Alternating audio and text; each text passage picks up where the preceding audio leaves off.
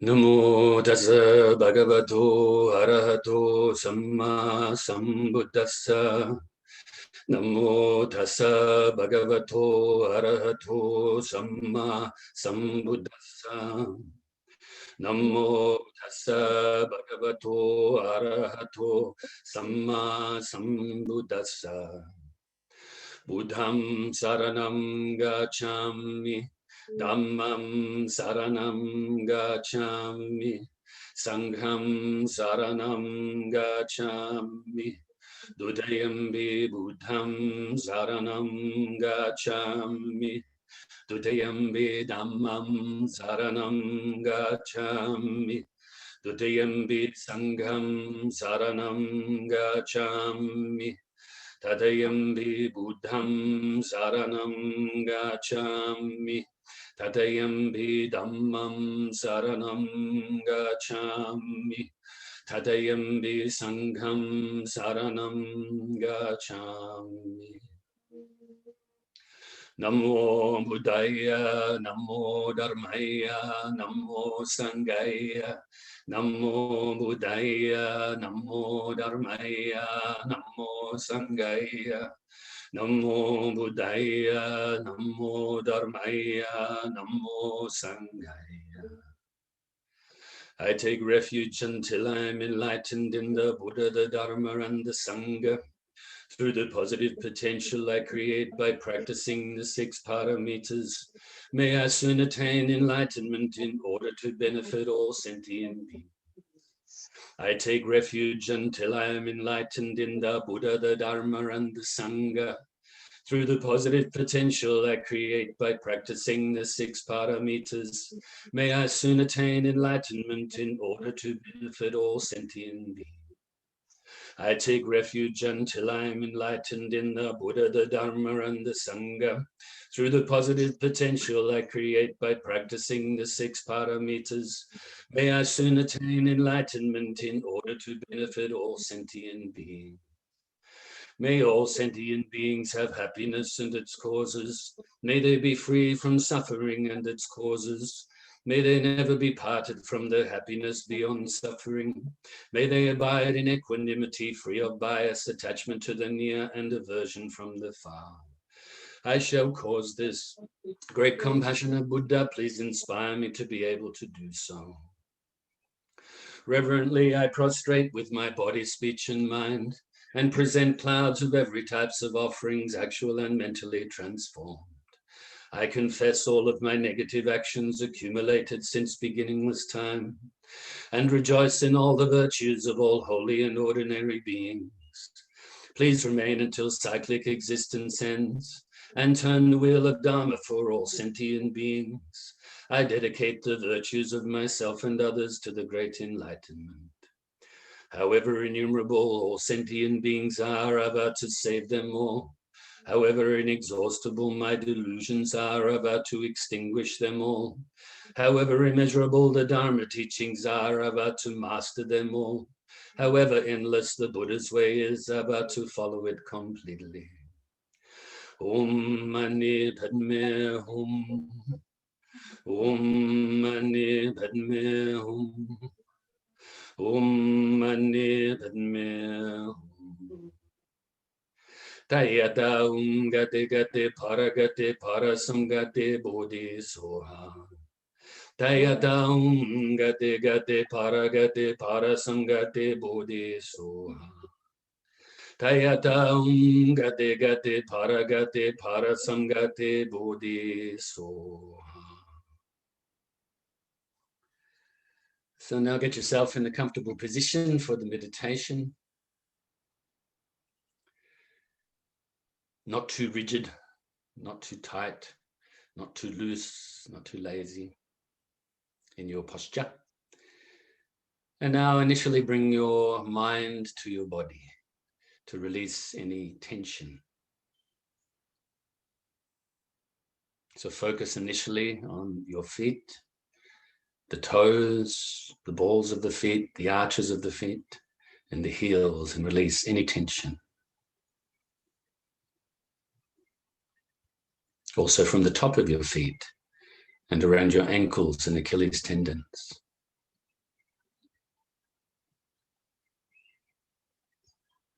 And your lower leg, release any tension from your calf muscles and from around your shins. And the front, sides, and back of your knees. And your upper leg as well. The quad muscles at the front and the hamstrings at the back.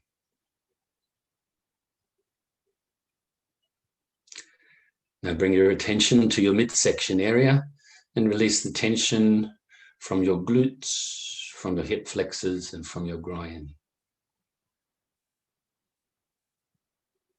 From your lower stomach, on and just above your hips and your lower back.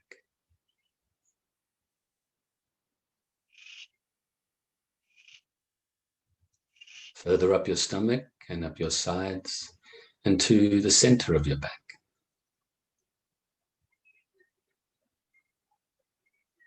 From your chest area and underneath your arms and to the upper back, the lateral muscles, as well as the rhomboid muscles that are in between the shoulder blades and the spine on each side. And the upper trap muscles that run between the neck and the shoulders, as well as your shoulders. Your upper arms, the biceps and triceps and elbows, and forearms, wrists, hands, fingers, and thumbs.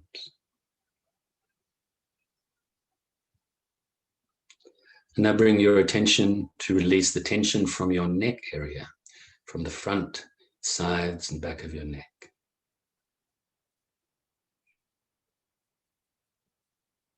The back of your head and sides of your head, around your ears and temples.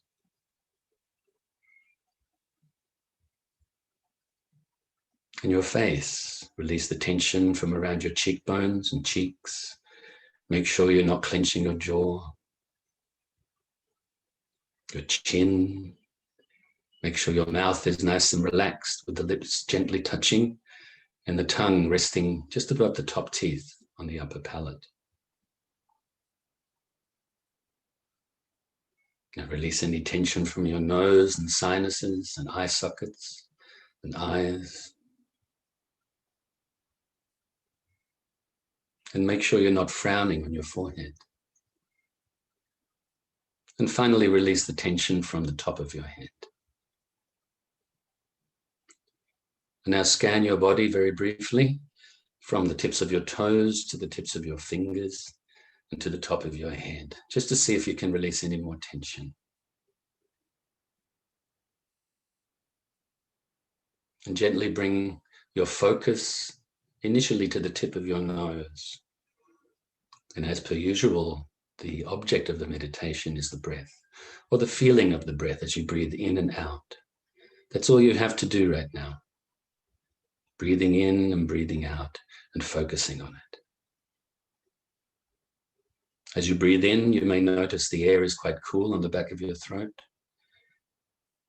And as it enters your lungs, they expand. And as you breathe out, they compress. And as the air passes your throat, it's quite warm on the way out.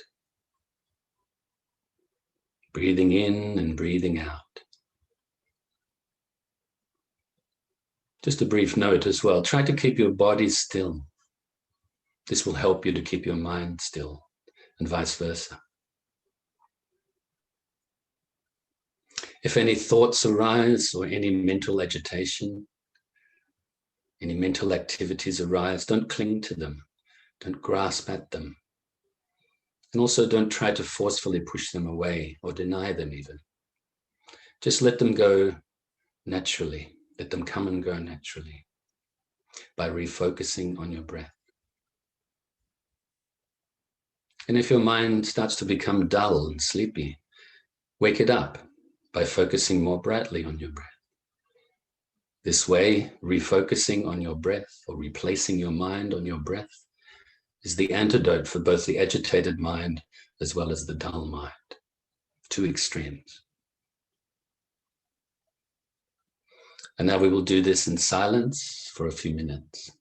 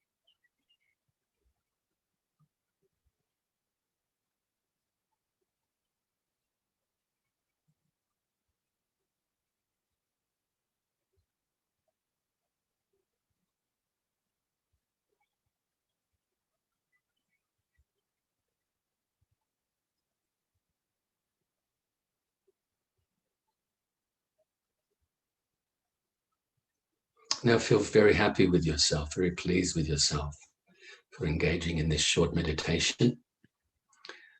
And once again, just a footnote, please try your best to set aside time every day to practice this breath meditation.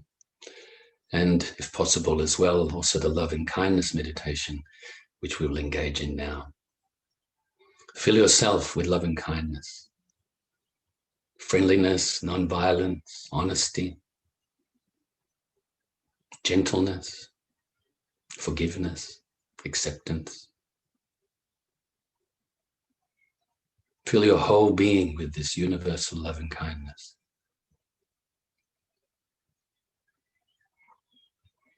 So much so that it overflows.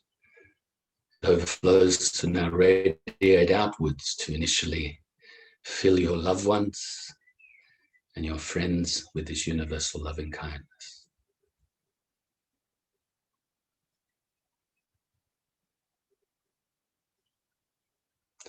It also now radiates to those you may regard as strangers, those people you may know a little bit or not at all.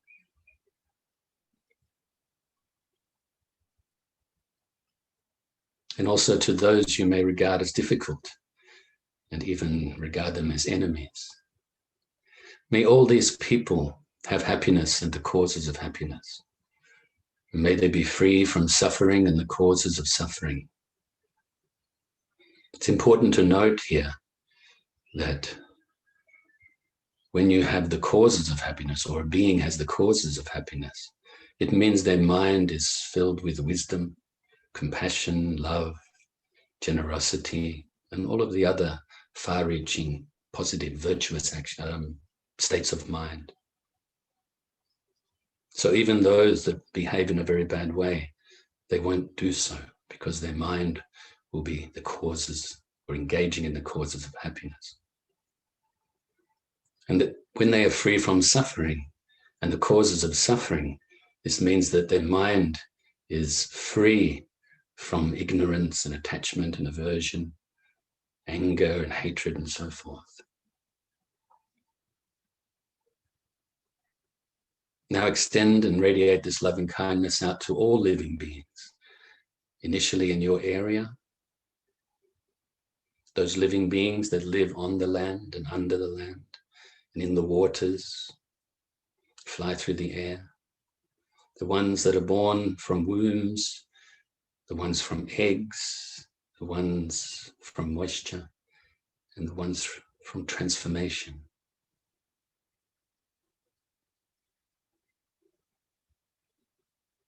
May all these living beings be happy and free from suffering and be at peace.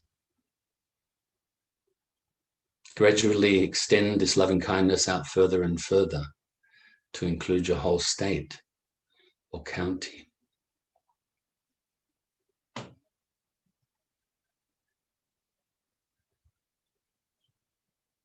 And further, other counties and other states. Your whole country. May all the living beings in your country be happy and free from suffering. May there be peace everywhere. And also other countries, those you are familiar with, as well as those you are not familiar with. Until this loving kindness radiates throughout the whole planet.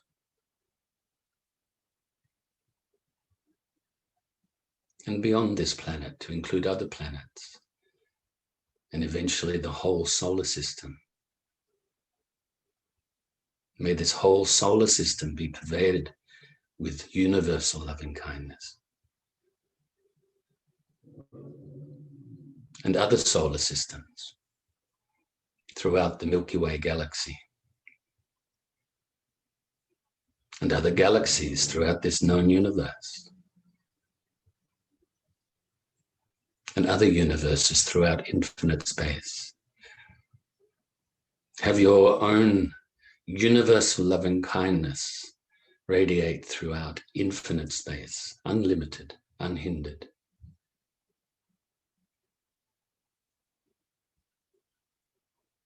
And rejoice in this. This is coming from your own mind. this universal, unlimited, immeasurable loving kindness, causing happiness, causing peace. Now at the same time, be here and now, and we will recite the dedication prayer. Due to this merit, may I soon attain the enlightened state of the Buddha, so that I may be able to liberate all sentient beings from their sufferings. May the precious bodhicitta, not yet born, rise and grow. May that born have no decline, but increase forevermore. And may the precious view of shunyata, not yet born, rise and grow. May that born have no decline, but increase forevermore. And just remind you that the bodhicitta we mention here, basically, just very briefly, you can say it's the altruistic, compassionate altruistic attitude or mental state, or great compassion, if you like, which includes the loving kindness. And shunyata means the emptiness of substantiality or emptiness of self. So this is the wisdom aspect. So I think we have maybe about 16, 17 minutes to have a chat. As you know, we are talking about the 51 derivative mental factors.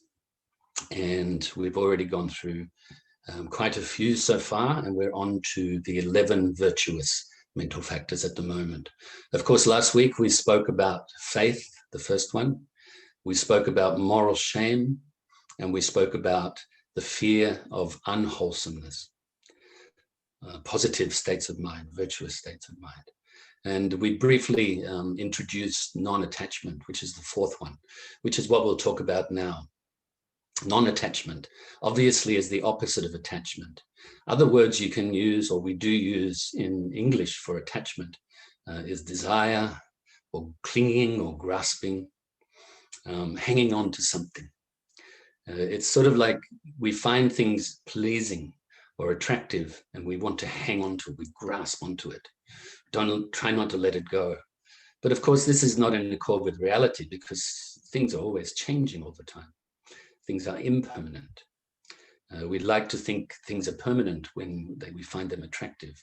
And then, of course, if we lose them or if they subside, this upsets our mind. So it's not conducive to happiness, and definitely not conducive to the path to enlightenment, to full enlightenment.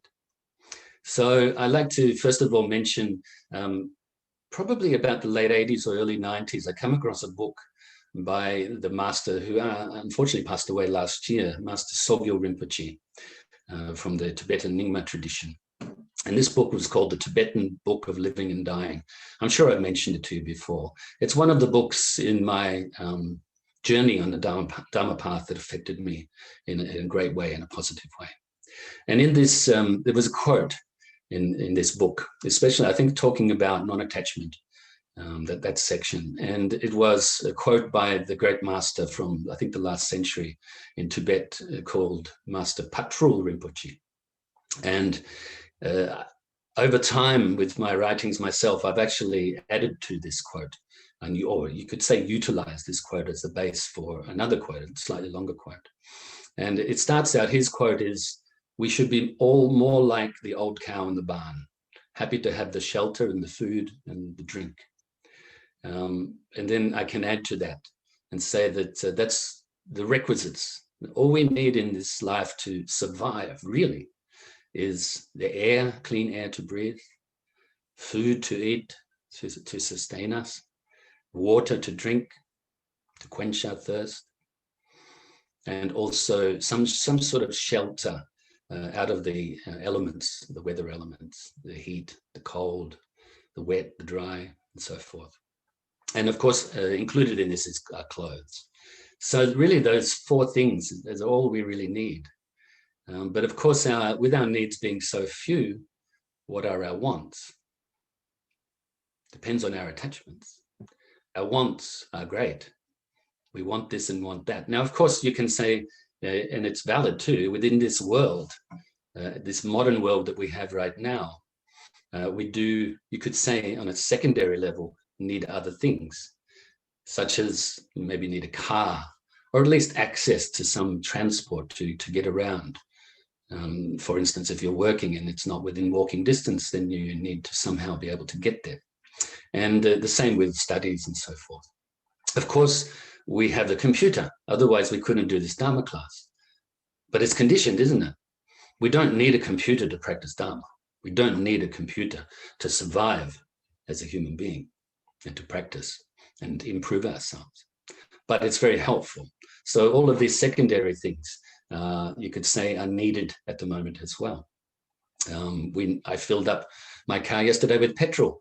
Actually, petrol and gas, my car. I normally drive on LPG gas, but I do have a petrol tank as a backup as well. And of course, I use the petrol sometimes to, it helps to clean the engine as well. So it's recommended that every month or so that you drive on petrol if you're normally driving on gas. So I filled up both. And it's the first time due to these lockdowns, due to COVID, that I'd actually put gas and or petrol in the car since late June. So that's 4.5 months or 5 months. It was quite funny. So I needed that. I needed to get around, even just to pick up the groceries that we order online these days, you know. So there are these secondary things that we do need. But I'll finish off my quote, and that is that everything else is really none of our business, apart from those 4 requisites. We just choose to make it our business. So we choose to have this Dharma class online, so we need a computer. I choose myself, as well as yourselves, to be able to, in my writing, for instance, utilize a computer. Of course, the writing actually I can do with pencil and paper, really, but or even just from the top of my mind and not recorded, you know. But to get it out there and spread it around through the media and social media and so forth, you need a computer to be able to do that. And then there's other things as well, like I mentioned before. But really, when it comes down to it, if we can realize that we have this computer, I'll keep using this example, or the car, or something like that, we have it for convenience and to be able to get from A to B or to achieve something. It's not part of our life needs as such. I would say the biggest need that we have is the Buddhist teachings, because our mind for so many lifetimes has been clouded with mental afflictions that we've reinforced over and over and over again. And the Dharma is kind of like unveiling this, like unpeeling it, unveiling the true nature within our own mind, called Buddhahood or enlightenment. Of course, different traditions call it different things. You can call it Arahato. You can call it the cessation from the causes of suffering. You can call it nirvana or nibbana. So, so this attachment or this non-attachment is the opposite of what is known in Pali as tanha, which we translate as attachment. In Sanskrit, it's trishna, very similar. Sanskrit is you could say the mother language, and Pali is a derivative of Sanskrit, as well as many of the other Indian languages. Some of them spoken today, more modern derivatives. Anyway, so just to have a look at my notes here. Non-attaching to desiring or desiring worldly existence. So not remaining attached to sensual pleasures, for instance. We're always wanting to have attractive sights to see with our eyes, hear attractive sounds with our ears, hear or smell attractive smells with our nose, taste attractive tastes with our mouth or our tongue, and feel, or through our tactile sensation abilities through our body, and also with our mind as well. We're always grasping and clinging normally to these things. So now we should try to work our way from freeing ourselves from this attachment, because this attachment is the second noble truth, isn't it? It's the cause of our suffering. This attachment is based on ignorance, on a lack of understanding, a lack of wisdom. Also attaching to the worldly concerns. These, I like to call them the 8 worldly winds, or the 8 worldly concerns, sometimes known as the 4 pairs. We are very much living our lives most of the time thinking about gain and loss. That's two of them. We want to gain things. We don't want to lose things. And you could say as well, conversely, we actually don't want to gain COVID to utilize that. Maybe it's too early to utilize that as a joke, but we don't want to gain that. And if we have it, we do want to lose it. So it actually works in the opposites as well. We also constantly are chasing after pleasure of the senses, to please ourselves. And we're always trying to run away from or not get pain or displeasure. Also, we like to be praised. We don't like to be blamed. We like to be famous, and we don't like to be shamed. These 8 worldly concerns, they concern us until we realize enlightenment, actually. So we try to free our mind from attachment to these worldly winds or these worldly concerns, and do so slowly, a step at a time. You know, we can move forward on the Dharma path, a step at a time. Every now and then you may take a step backwards by making a mistake or being lazy or something like that. But getting into the old habits, you know, being controlled by our old tendencies. But then we recognize that, and then we work our way forwards again. I've mentioned it before that we need to keep moving forwards on the Dharma path, because to stay still, actually our tendencies, our mental afflictions are being reinforced at that time because we're not purifying them. It's almost like if we're standing still that we're actually going backwards. So keep moving forwards on the Dharma path with a peaceful mind. Don't be too hard on yourself, but also don't be lazy as well.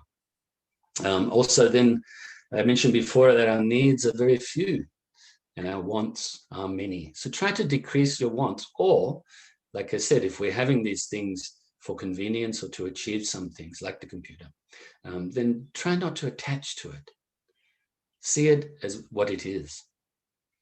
This internet as well, see it as what it is. It can be very, very helpful. You know, for many years, I stayed away from all sorts of social media and computers. In fact, it's probably not until about 5 years ago that I actually even knew how to turn it on. You know, actually get into the computer to search for things. And there was a couple of things that I could do, you know, and I was only using the computers that I was gifted over time, not new ones, to record my writings on there. And quite often, as you guys know, the students were doing that for me, and my mum was doing that for me as well years ago. So you could call it lazy, but it wasn't lazy. It was just I didn't really have an interest in it until I started to realize that you can spread the Dharma more and more and more if I could pick these skills up. And so I've slowly done that. And of course, actually in this last 8-month period, I've turned into almost a professor of a computer. That's joking. I'm not that good still, but I have been able to learn a lot more through having to. The next thing I like to mention is, you know, we should be content, not only perceive these extra things, such as the computer, as what they are and impermanent and not an absolute necessity. We should also be content with the basics in life, with those 4 requisites. And part of the practice of that, I think, is, you know, if you're relating to eating, for instance, eat mindfully. You know, maybe have a little conversation if you need to in your food, but actually maybe silent eating. You know, just even you just have a carrot. You enjoy that carrot. You don't attach to it, but you just think, oh, it's nice. Yeah, good. And just do like this. Good for your digestion, but also good for your mind, and helps you to appreciate the basics in life and not attach to them. Attachment with non-attachment, obviously, there is no craving, no clinging, no grasping it, and it also helps us to prevent negative actions of the body, speech, and mind. So I think that will do for non-attachment. The next one is non-hatred. Obviously, the opposite of hatred. Now, hatred comes from it's like an intensified aversion, a dislike for things. You could say the opposite of attachment in that sense, even though they're like different sides of the same coin. When there is attachment, there will be aversion. It's duality, coming from the lack of understanding, coming from the ignorance. And so with a lack of hatred, obviously we're not going to act out against ourselves or others aggressively or with a harmful intent. It's the absence of desire to cause harm, an absence of holding on to some sort of hostile attitude. And it's also, it's an absence of the desire to cause pain for yourself or for others. Once again, this helps us to prevent negative actions of our body, speech, and mind. It's an absence of hatred and dislike and resentment and spitefulness and all of the others that come from this. You could almost say as well, like when we say the antidote for hatred, for instance, is non-hatred, but also you can say the antidote is patience, being patient, dealing with these difficulties. Even if people are attacking you, you be patient with that. And then from this patience can arise the loving kindness and compassion. So non-hatred also has elements of compassion and loving kindness as well. So the next one, number 6, is non-ignorance. Now, this is a big subject, even though we won't go into too much detail, because now we're talking about the wisdom, the supreme wisdom of emptiness. So non-ignorance is the understanding of the truth, awareness of the truth, not lack of truth, not continually basing our mind on a lack of understanding, or avijja, lack of knowing, which we translate as ignorance. It's free from afflictions of ignorance, delusion, and doubt. Very important. I mentioned before when we were speaking about doubt that it's actually a very negative state of mind, even though it doesn't appear to be so, because it means we can't focus on anything clearly. It means if we can't focus on it, then we can't analyze it. We can't investigate it to understand its true nature, including our own mind, or ultimately our own mind. It's discriminating awareness that we get through reading or hearing the Dharma, contemplating the Dharma, in other words, investigating and analyzing. And then once we come to some understanding, meditating on what it is we understand. These are known as the 3 wisdom tools, as mentioned many times before. Sometimes they're known as the 3 wisdoms, but really they're like tools to gain wisdom or to attain wisdom. So we read the Dharma. When you read the book, just do it. Just do it. Don't contemplate as you read. Even if you have to stop every paragraph or something, or every chapter, or even every sentence. Just read it. Let your mind absorb it, and then contemplate it. The same with hearing. For instance, you are hearing this Dharma talk today. Even though it's very brief, you hear it, you retain it. Don't contemplate it as you're going, because you can contemplate later. And then once you come to some firm understanding, the truth of whatever it is we're talking about, then you meditate on it. Meditation here comes from the word dhyana or jhana, to absorb your mind with this understanding. And then, of course, as you do this, then naturally you will engage, you will spread this outwardly, engage in this practice through your physical actions and your speech. Now, we've only got less than 1 minute left. It went by quite quickly again, but at least we got another 3 of these done. There are another 5, which I'm pretty sure we'll get through those 5 next week as well. So, but this one is quite a big subject, this non-ignorance, because we're talking about the wisdom. The wisdom of the Buddhas is unthinkable, inexpressible, wisdom gone beyond, unborn, unceasing, space-like in essence, clearly perceived by the wisdom mind, homage to the mother of the Buddhas of the three times, known as the mother of the Buddhas, the supreme wisdom, because it gives rise, gives birth to the enlightened mind, metaphorically. This comes from the Tibetan prayer, Masamjo Mishira Parashin, Mashi Magadamkan, no India, Sosorangi Yeshi Chuyuwa, Tusum Jawa Yomacha Salo. So I think must finish. I'll try